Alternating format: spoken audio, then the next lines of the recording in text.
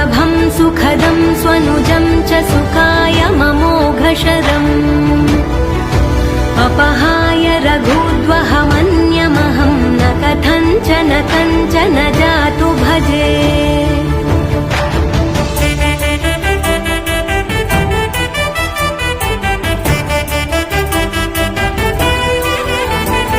विना वेङ्कटेशं ननाथो ननाथः सदा वेङ्कटेशं स्मरामि स्मरामि हरे वेङ्कटेश प्रसीद प्रसीद प्रियं वेङ्कटेश प्रयच्छ प्रयच्छ।